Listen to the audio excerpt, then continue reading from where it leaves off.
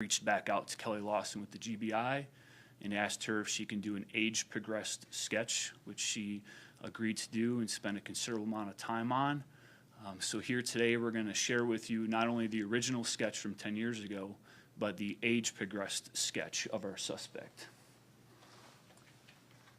The sketch to my right, your left, is the sketch that was produced 10 years ago, and the sketch to my left, your right, is the age-progressed sketch. Our suspect back in 2013 was described as a black male in his late teens, early 20s, approximately 5'10" in height, a skinny build with a medium brown complexion. So that would lead us to believe that 10 years now, the suspect would potentially be in his late 20s to early 30s. We have received several tips over the years. We've vetted those tips, but at this point, it's still an active and an open investigation, and we're hoping that somebody will recognize either the depiction of an individual from 10 years ago or what the individual may look like now 10 years later, or anyone that may have information about Patrick's murder.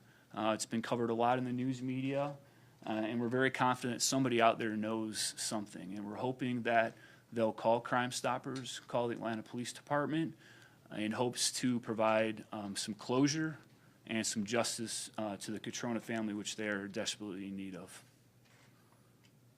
Questions? Why do you think this case is such a difficult one for you guys to be able to solve? You guys said it was multiple robberies and shootings that multiple robberies that this person allegedly did back in 10 years ago. Why is this one maybe so difficult for you guys to think? Yeah, it appeared that it was just a completely random acts of violence. The first two victims were walking home. They were actually in town for a wedding. And the other victim, the second robbery victim, was just jogging down the street. And it appears that Patrick and his two friends were just walking down a residential street when the suspect approached them. So completely random act of violence.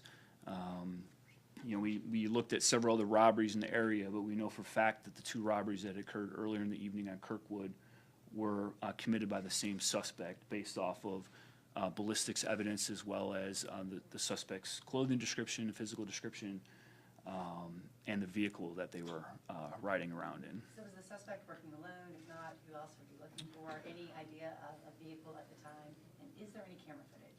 Yes, we do have reason to believe that there was more than one individual involved due to the fact that the witnesses described the robbery suspect and the shooter as getting into the passenger side of the vehicle, so it leads us to believe that there was at least one other individual, the driver. We had very grainy surveillance video of the vehicle and a description provided by witnesses, possibly being a Dodge type passenger four-door vehicle. Is there any active leads you guys are pursuing right now? And is this alleged suspect the shooter, or? Yes, as of right now, we have no active leads that we're pursuing. That's why we're hoping that with the presentation of this age-progressed sketch, it'll bring the case back to the forefront to the community, and anybody that may recognize the individual, especially with a $25,000 reward.